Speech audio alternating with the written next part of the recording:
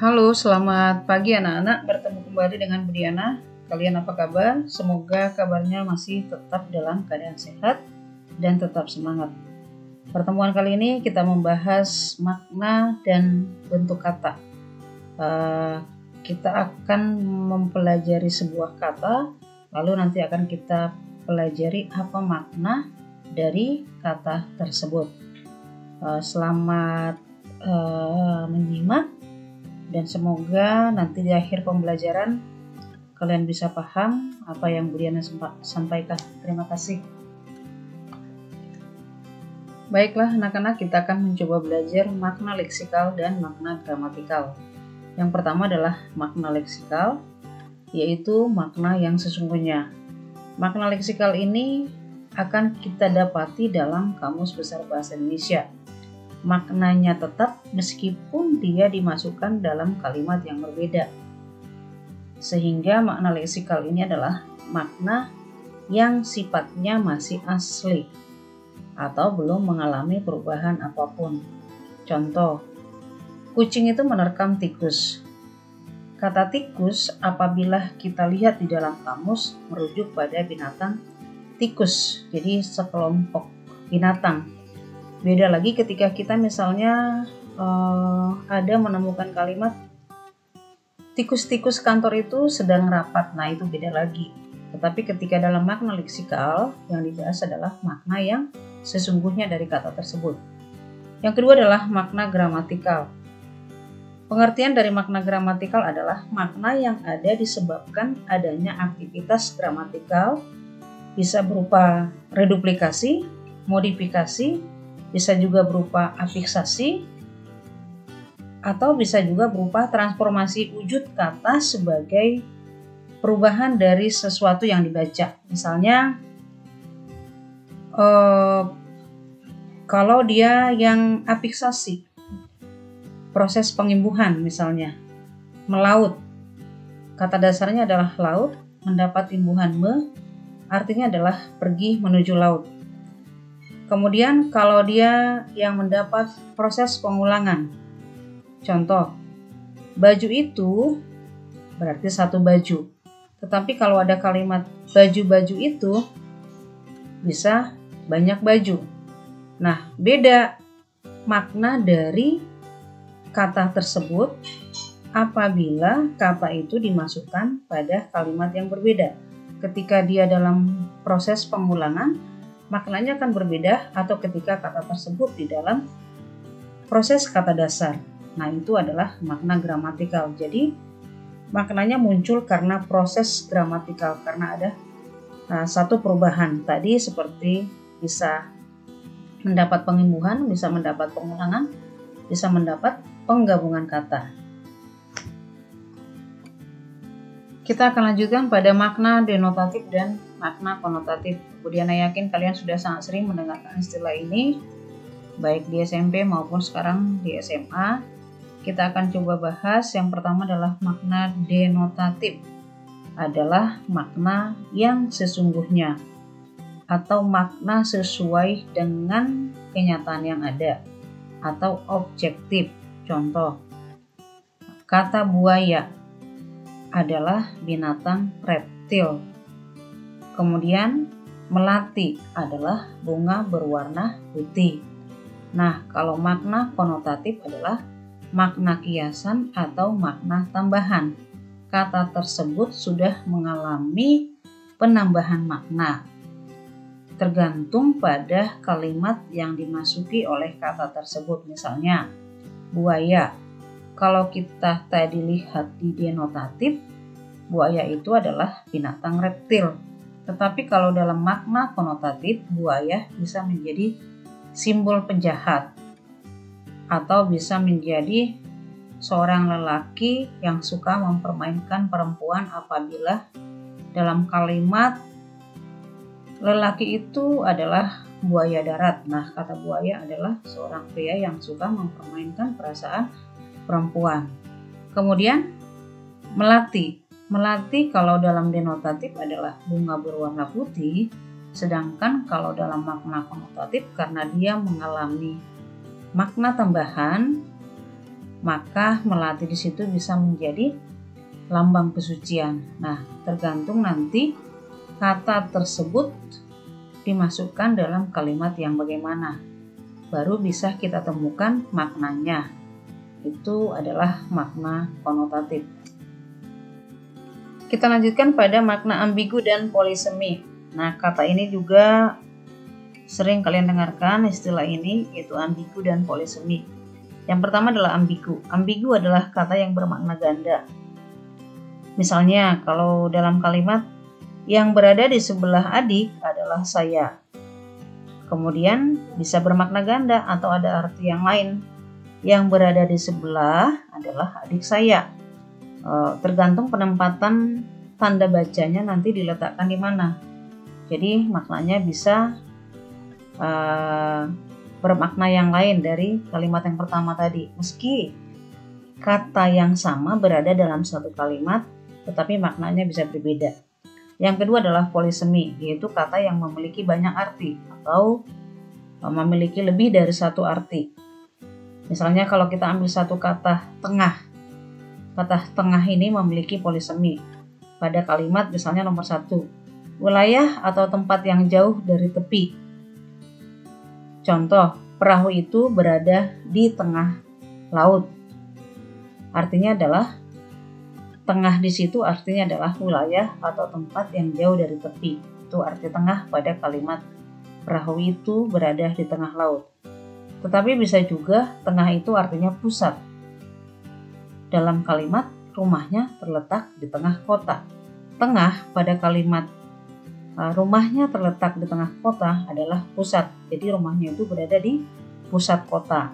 Nah, itu adalah makna ambigu dan polisemi.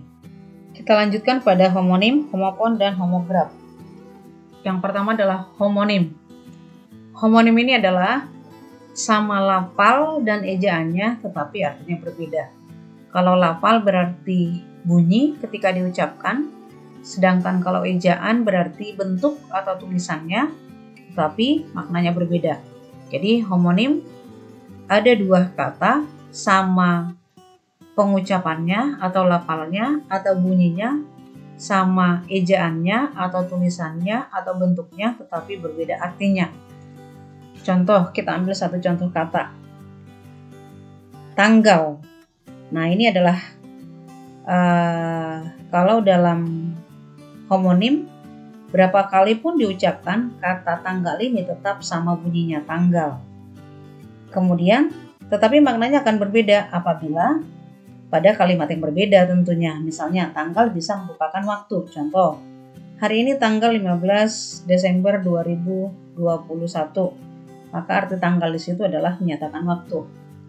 Bisa juga arti yang lain adalah lepas. Arti dari tanggal itu misalnya,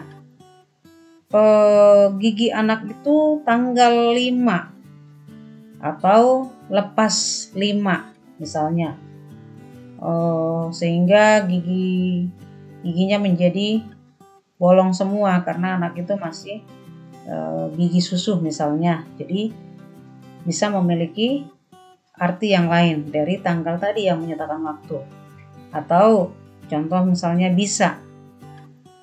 Kata bisa dalam kalimat dia bisa mengerjakan soal nomor 5 misalnya, bisa berarti dapat atau mampu. Tapi kalau dalam kalimat yang lain dia terkena bisa ular, maka bisa juga menjadi racun. Nah, jadi harus dilihat kata tersebut ditempatkan di kalimat yang mana sehingga artinya bisa berbeda-beda. Itu adalah homonim. Homonim adalah dua kata sama bunyinya, sama bentuknya, tetapi berbeda maknanya. Kita lanjutkan pada homofon. Homofon adalah sama lafalnya, tetapi ejaan dan artinya berbeda. Kalau lafal tadi sudah Briana sampaikan adalah bunyi. Kalau ejaan berarti bentuk atau tulisan. Kalau artinya ya berarti maknanya. Misalnya, sanksi. Sanksi pakai G dengan sanksi pakai fonem K. Nah, ini kan dua-duanya ketika diucapkan berkali-kali pun maka bunyinya akan sama atau lafalnya akan sama. Tetapi ejaannya atau bentuknya atau tulisannya berbeda. Yang satu menggunakan kata G, sanksi, yang satu lagi menggunakan kata K. Artinya juga berbeda. Kalau sanksi yang menggunakan kata G, maka artinya adalah bimbang atau ragu-ragu, sedangkan sanksi yang menggunakan kata K artinya adalah hukuman atau konsekuensi dari sebuah perbuatan yang salah yang dilakukan. Atau contoh yang lain misalnya bang menggunakan fonem G dan bang menggunakan fonem K. Nah, kalau bang Toib nggak pulang-pulang misalnya dalam kalimat tersebut, bang tersebut berarti kakak atau bisa juga saudara laki-laki.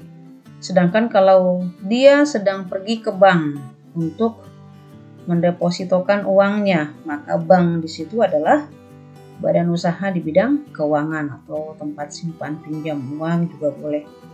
Jadi homofon adalah sama lafalnya tetapi ejaan dan artinya berbeda. Atau dalam kalimat yang lain sama bunyinya tetapi bentuk dan artinya berbeda. Kita lanjutkan pada homograf. Homograf itu graf berarti tulisan atau bentuk, kaligrafi kan biasanya tulisan itu. Tulisan kaligrafi. Jadi kalau homograf berarti kata yang sama ejaannya tetapi lafal dan artinya berbeda. Atau dalam bahasa yang lain sama bentuknya atau sama tulisannya tetapi bunyi dan artinya berbeda. Contoh, tahu dengan kalimat dia tahu soal nomor 15. Kita akan mendengarkan bunyi tahu bukan tahu ketika artinya adalah paham. Dia tahu soal nomor 15. Menuliskannya menggunakan kata tahu, tetapi melisankannya atau mengucapkannya dengan bunyi tahu. Artinya adalah paham. Beda ketika dia membeli makanan tahu dan tempe misalnya. Tahu yang artinya makanan, menuliskannya adalah tahu, membacanya pun tahu. Jadi homograf itu adalah sama ejaannya atau bentuknya tetapi bunyi dan artinya berbeda. Tadi tahu yang artinya makanan dengan tahu yang artinya paham hanya sama tulisan tetapi melisankan atau mengucapkan berbeda. Selanjutnya kita masuk pada perubahan makna kata. Yang pertama adalah makna kata meluas. Meluas ini berarti makna sekarang lebih luas dibandingkan dengan makna yang dulu atau makna yang lama. Contoh kata bapak. Bapak kalau dulu dia maknanya sempit. Bapak itu ditujukan pada ayah dari anak. Ayah yang memang bapak kandung maka disebut dengan bapak atau panggilan bapak. Nah, sekarang makna bapak sudah semakin meluas.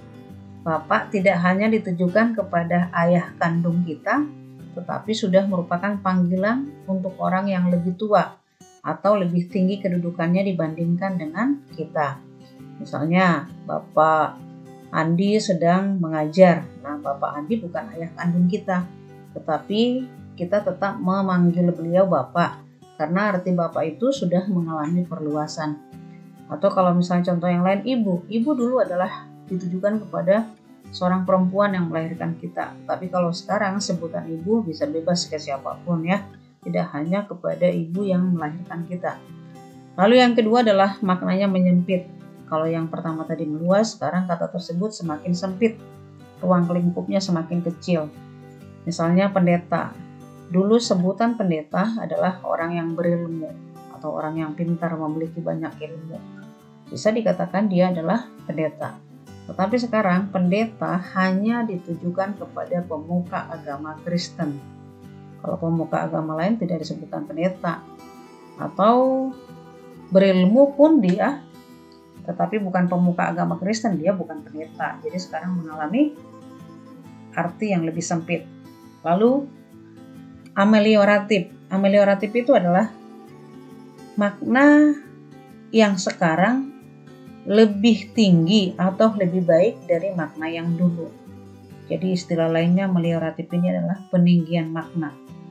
Dahulu makna tersebut rendah, sekarang mengalami peninggian atau lebih bagus maknanya. Misalnya, wanita dirasakan lebih tinggi nilainya daripada kata perempuan.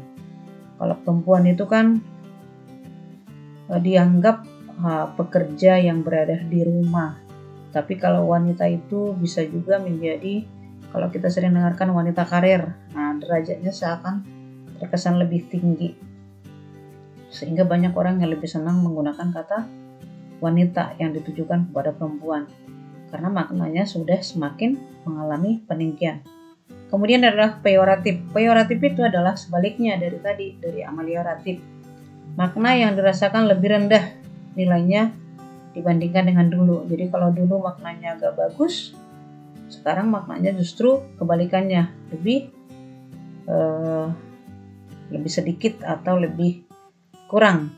Misalnya perempuan dulu dirasakan baik, tapi sekarang dirasakan kurang baik. Karena tadi ada pergeseran makna. Kata wanita sekarang sudah jauh lebih mempunyai derajat yang tinggi.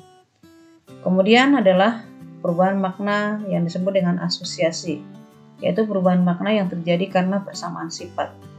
Misalnya, amplop bisa bermakna sogokan, bisa juga bermakna yang lain. Misalnya, dia membeli amplop di warung karena dia akan pergi ke pesta. Makna amplop di situ bukan sogokan, tetapi bisa juga sogokan apabila misalnya untuk melancarkan proyeknya dia harus memberikan amplop yang sangat tebal. Nah, amplop di situ adalah sogokan.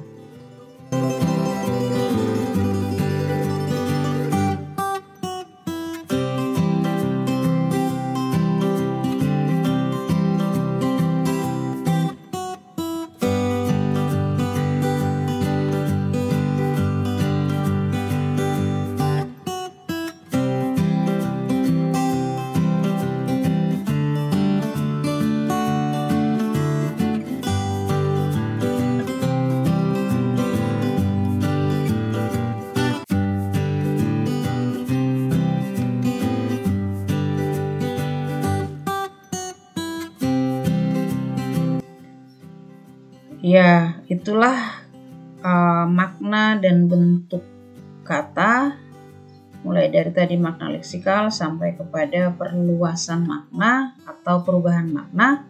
Semoga kalian paham. Nanti di sini ada soal, silakan dipelajari dengan baik dan bisa diberikan jawaban mana yang betul sesuai dengan penjelasan di awal. Terima kasih, semoga tetap semangat dan memperoleh apa yang kalian inginkan. Selamat pagi.